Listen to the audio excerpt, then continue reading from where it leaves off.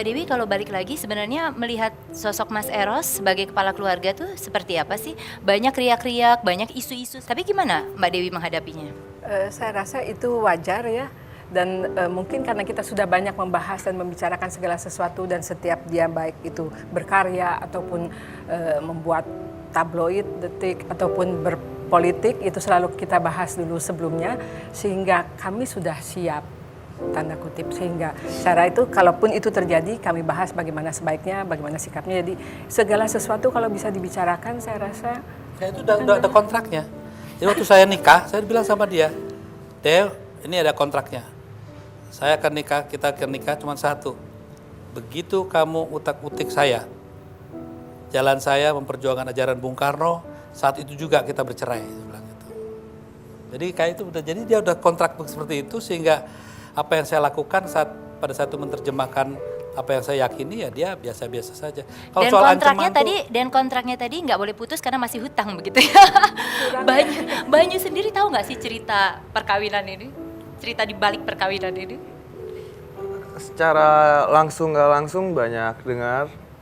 Jadi ya kayak ini kayak sinetron gitu loh. Tapi sinetron bagus ya. Jadi berseri berjilid. Dan nggak stripping begitu? Nggak stripping. Jadi kadang-kadang tahu hal yang baru. Kayak tadi tuh saya baru tahu tuh bahwa surat puisi yang Bapak buat itu ternyata masih ada sampai sekarang. Saya juga nggak tahu suratnya belinya ngutang atau enggak ya, nggak tahu juga gitu kan. Bagaimana sih cara pengajaran kepada anak-anak terbuka? Karena Mas Eros kan Jawa tapi juga sangat Eropa, Mbak Dewi juga kelihatannya seperti itu. Ya saya memberi kebebasan, sama Banyu itu dari mulai umur 3 tahun dia berdiskusi sama saya.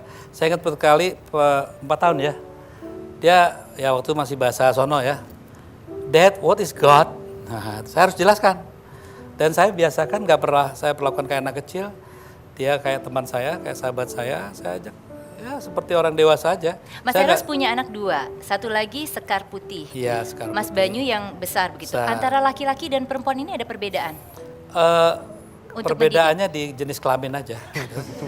Tapi kalau masalah lain-lainnya, kehangatan dan semuanya, saya sangat beruntung. Saya seorang bapak yang sangat beruntung, seorang suami yang sangat beruntung ya. Saya mempunyai 2 anak yang luar biasa, yang saya banggakan dan mereka juga hangat dengan saya. Dia waktu kecil itu saya taruh di sini nih, telanjang gitu ya. Gitu kan. Sekarang udah enggak. Udah nggak bisa mah. Dan ini penting menurut saya karena menurut saya itu transferring ya. Kita punya di sini aura kita ya, kita tempelkan ke dia gitu. Dan sentuhan ini kan sangat penting, sentuhan jiwa itu sangat penting sehingga saya kalau amanah saya terutama yang perempuan, kalau Banyu sudah banyak kumisnya jadi susah ya. Kalau yang perempuan itu seling, kalau datang selalu saya cium, saya peluk. Istri saya pun kalau tidur ya, kalau nggak salah saya selalu pegang ini gitu ya. Kalau nggak salah ya Mbak Dewi? Kalau nggak salah. Salah apa benar ya Mbak?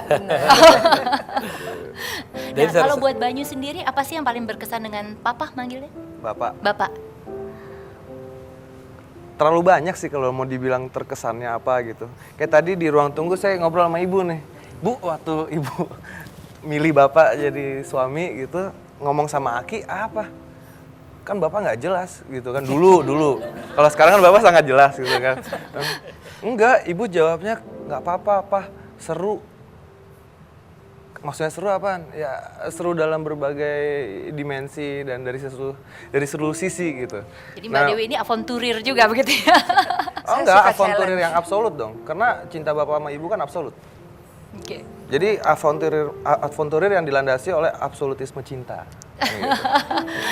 Ada nggak sih ajaran-ajaran Bung Karno, Marhainisme, yang kemudian memang dijadikan salah satu ideologi ketika mengajarkan sesuatu kepada anak-anaknya?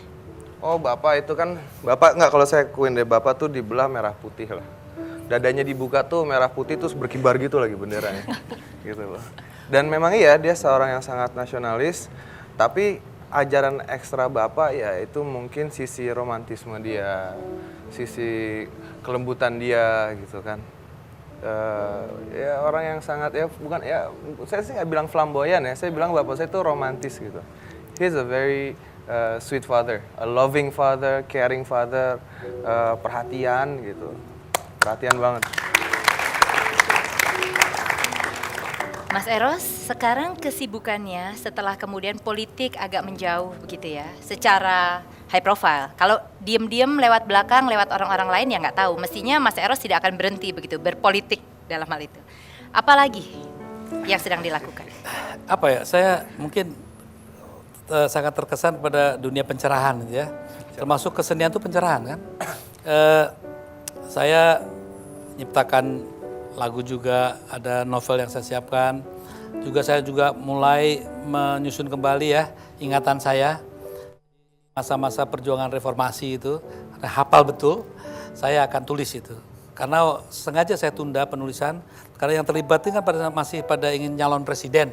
Kalau sekarang kan yang 2014 insya Allah enggak ya, mudah-mudahan enggak ya. Jadi saya akan tulis.